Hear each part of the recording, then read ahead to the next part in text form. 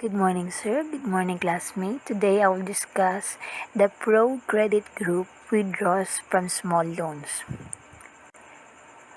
The Pro Credit Group is a collection of 16 separately managed commercial MFI banks and one non-bank financial institution across Eastern Europe, Africa, and Latin America.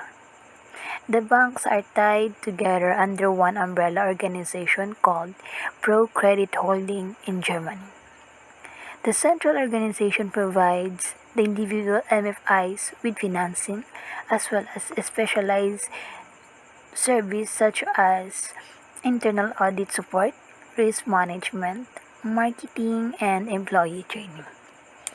These structures allow the various banks to operate independently and to adapt the local environments, while also enabling economies of scale across the larger group and enhancing their ability to attract commercial investments. Next, please. The Pro Credit began in 1998. A group of development-related consultants created an investment fund to help launch MFIs around the world. That fund later transitioned into a microbank holding company, and the MFIs transformed into commercial banks. By the end of 2009, Pro Credit banks had grown to 831 branches and outlets. Collectively, they had more than 920,000 loans and 3.8 million deposits accounts. Pro Credit for many years was an outspoken proponent of commercial microfinance, maintaining that MFIs cannot remain sustainable in the long term if they rely heavily on the public subsidies and charitable donations. They argue that the only way to obtain broad, successful development in the long term was to become profitable and commercially successful. Indeed, that firm has recorded profits each year. In 2015, Pro Credit's return on equity was 10.5%. Even during the global recession in 2009, the return was a profitable 3.8%, lower than their historical norm but still healthy. Loan size could go higher for at least 5 different reasons. The first one is mission drift away from the poorest. Reflects concern that MFIs in seeking scale and financially sustainability might shift focus to wealthier clients and return for investor and lose focus on alleviating poverty.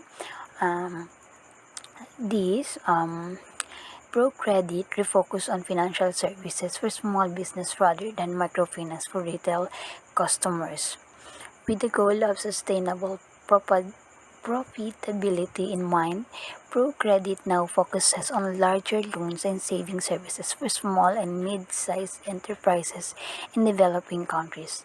The group target customers are sustainable businesses that provide jobs and foster economic growth in the country in which they operate. The second one is the maturity of the MFIs. Other possible explanations have to do with the maturity of the MFIs. Commercialization is generally reserved for more mature MFIs that can demonstrate a record of profitable operations to attract investors. That maturity has been implication. For instance, more mature MFIs have a longer established client base. The third one is the technique of progressive lending, discussed in Chapter 5. Increasing the size of the loans to individual would demonstrate reliable repayments. Over time, existing clients may expand their capability and qualify for progressively larger loans, raising the MFI's average. A closely related third possibility that would also help explain higher average loan size without mission drift has to do with the evolving structure of the MFI customer pool even as the MFI continues to serve the poorest.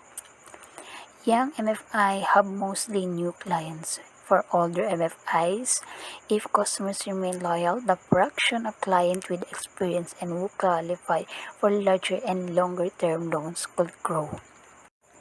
The fourth one is learning and reducing information asymmetries, discussed in chapter 3.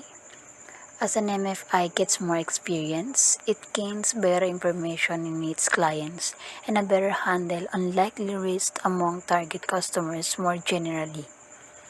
If that learning enables better managing the risk, experienced MFI may be more willing to offer bigger first loan or accelerate progressive growth for subsequent loans.